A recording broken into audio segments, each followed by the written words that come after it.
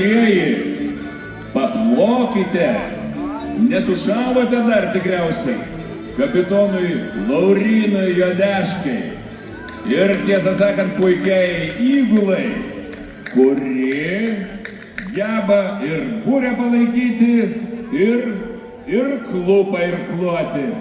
Ačiū Jums, mielieji. Valio susirinkusieji.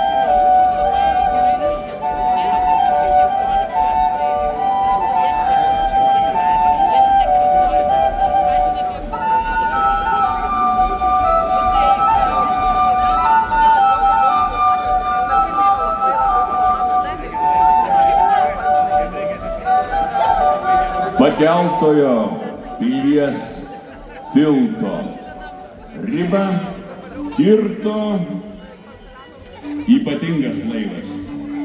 Benderinė valtis skautas. Dangės flotilėje būriuoja ir irkluoja Baltijos jūrų skautų komanda. Labai simboliška, juk nuo jūrų skautų ir prasidėjo Lietuvos buriavimo 100-mečio istorija. O šis laivas, skautas, tai išsipildžiusi skautų svajonė. Buriavimas kartu su kitomis skautiško veikimo rūšimis ugdo, brandina žmogų, padeda jam tapti asmenybę. Šaunieji mūsų jūrų skautai dalyvauja turistinėse kelionėse, patys buria turistinės buriavimo stovyklas, dalijasi žiniomis ir patirtimis su tais, kurie myli gamtą, domisi vandens sportu. Jūrų skautai bando ir sugeba pažinti esminius buriavimo principus ir tradicinę laivybą. Benderinė valtis skautas. Šio laivo kapitonė Jurgita Paškevičienė.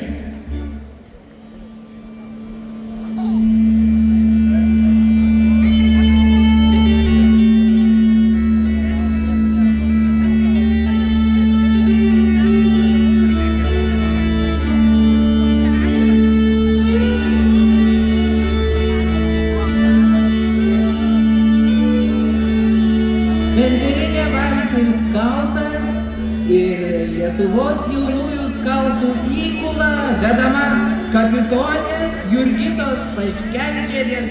Joje tekste buvo pasakyta, kad skautai myli gamtą, bet skautai dar myli Dievą ir Tėvynę.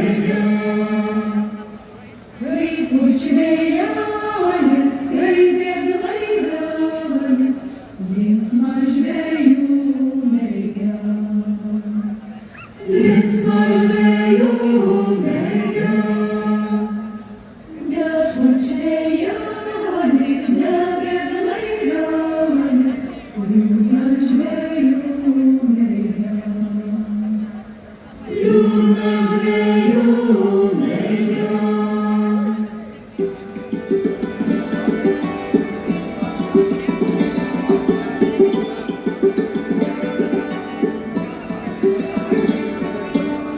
Mėlyjeji, tiltą jau praplaukė vikingų laikų prekybinė pakrančių burvaltė. Tai tradicinių ir istorinių laivų asociacijos laivas. Tai Birding tipo greitasis prekybinis jūros pakrančių burlaivis. Pastatytas pagal 1040 metų autentiškus danų vikingų laivo likučius. Nors nėra patvirtintų istorinių duomenų, kokiais laivais plaukiojo vakarų baltai, kuršiai ir prūsai, Baltijos jūroje daiktai turėjo būti labai panašūs į Skandinavijos vikingų laivus. Remiantis tokią hipotezę, šio laivo prototipu tapo Danijoje atrasti laivo likučiai, datuojami 11 amžiumi. Pagal juos danų atkurta laivo replika vadinama Skuledek 3. Pasinaudojus kolegų iš vikingų laivo muziejaus Roskildėje metodiniais patarimais ir suteiktais brėžiniais, žinomas laivadirbys Simas Knapkis nuo 2019 iki 2024 metų statė ir pastatė lietuvišką Skuldelev 3 repliką. Laivas 14 metrų ilgio, o burių plotas 45 kvadratiniai metrai.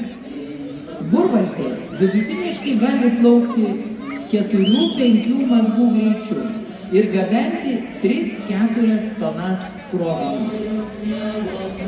Laivo kapitonas Ignas Reklaitis. Jau rytoj nuo 14 iki 17 valandos jūs visi galėsite paliesti ir pačiupinėti šiuos laivus.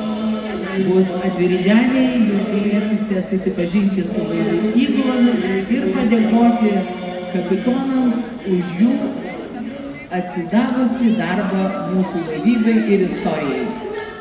Raudės, raudės mes esame, o jūs mielo žuvelė, šokite drauge.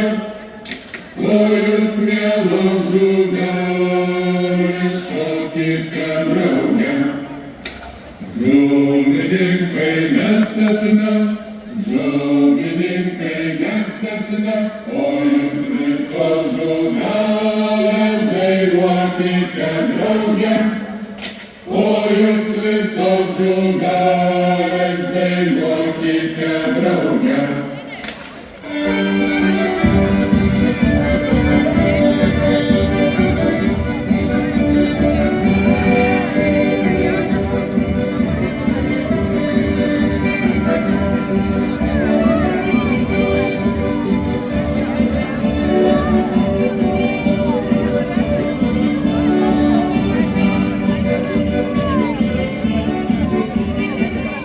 Brangus vandens chuliganai, bandantis artėti prie pakelto pilies tilto. Ten jūsų laukia policija. Paskubėkite, paskubėkite, paskubėkite. Tikrai patirsite specialų malonumą. Čia bandau atkreipti visų dėmesį į tuos, kuriems suteikia didelio džiaugsmo trukdyti šventį. Be to, nebūtų jokio smagumo ir malonumo mums išvysti nuostabų kuršių vikingų laivą Biesos. Tradicinių istorinių laivų paradą Dangės flotilė kasmet puošia ir žiūrovų akį. Ypač traukia kuršių vikingų laivas Biesos.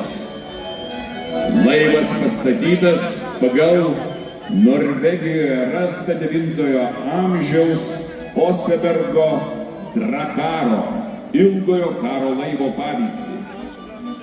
Istorikai teigia, kad tokio tipo laivais plaukiojo ne tik skandinavų vikingai, bet ir kitos Baltijos pakrantėse gyvenusios karingos tautos kuršiai. Stipriai veikiami skandinavų kultūros ne tik su jais kariavo ir prekiavo, bet dažnai kartu rengdavo bendrus žygius, kurdavo mišrias gyvenvietes arba kolonijas vieni kitų kraštuose. Biesos 4 tonas, 4000 kilogramų sveriantis laivas išaugo per 11 mėnesių. Mintis jį pastatyti kapitonui Dariui Petkevičiui gimė tuomet, kai jis tapo klubo Pilsots rekonstruojančio kuršių gyvenimą ir buitį nariu. 12 metrų ilgio, 4 metrų pločio, 10 irklų, kurie šiandien ilsisi laivą Darius Petkevičius pastatė tyrinėdamas nuotraukas.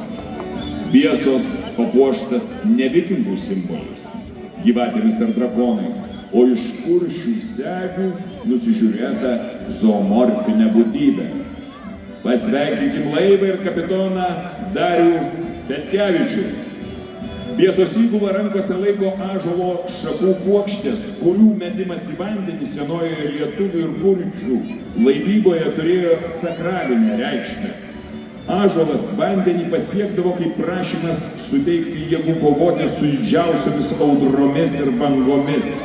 Ši tradicija skirta pažadinti vandens ir perkūnijos galybę, kad laivo korpusas ir įgula būtų tokie pat stiprūs bei nepalaužiami kaip 100-metis ąžuolas.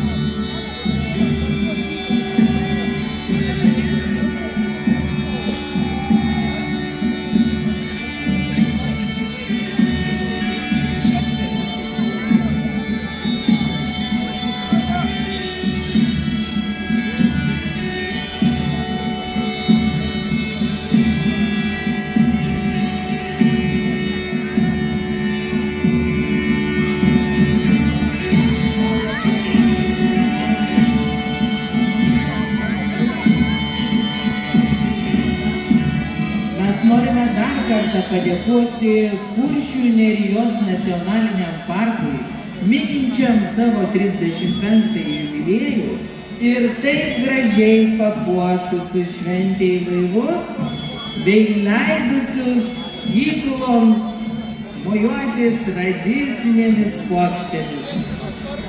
Ačiū dar kartą nacionaliniam parkui už jo įdėtą triūsą.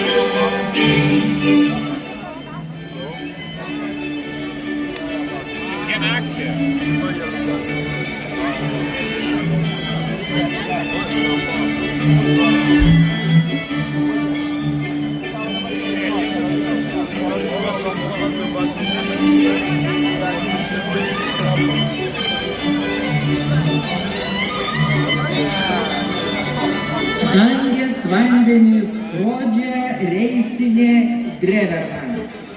Tai paskutinysis Dangės flotilės laivas, šiandien mus nukeliantis į 1989.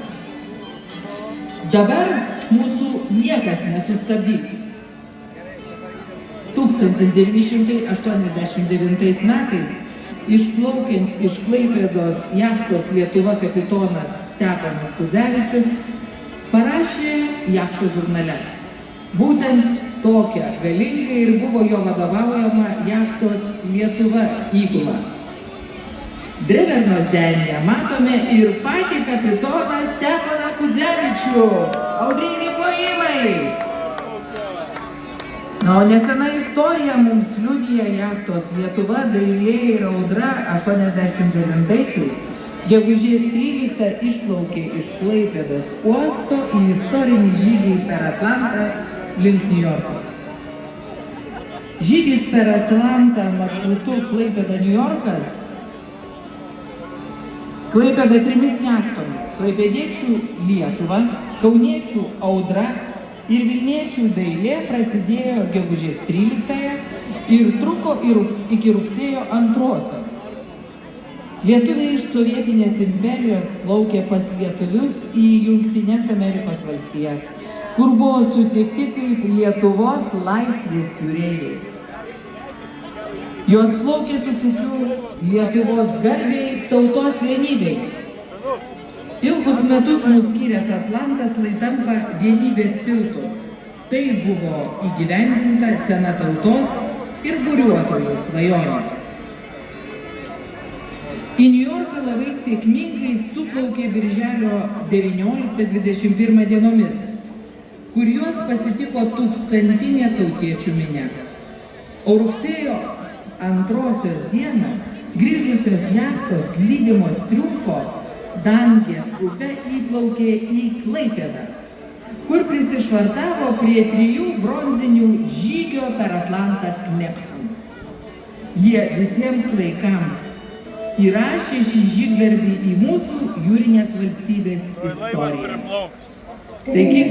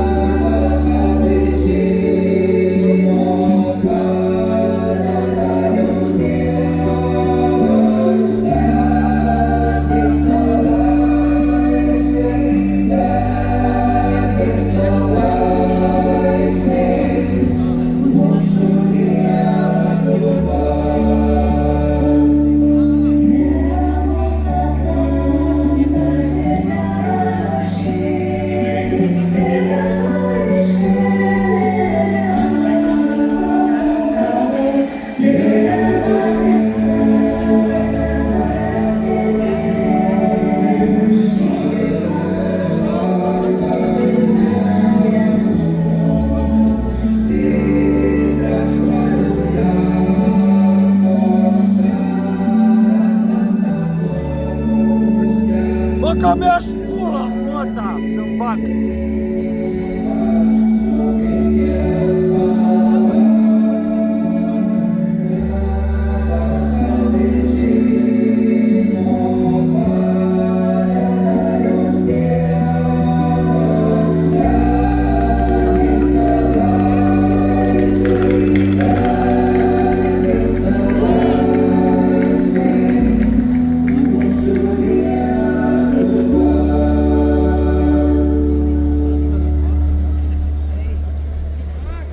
Matote improvizuotą burę, nes tikrosios nepakeltos, ir toje būrėje tikrai įžiūrėsite legendinio 1989 žygio per Atlantą žemėlapį. Dėkokime jaudinančios istorijos nešėjai Reisiniai Dreverna.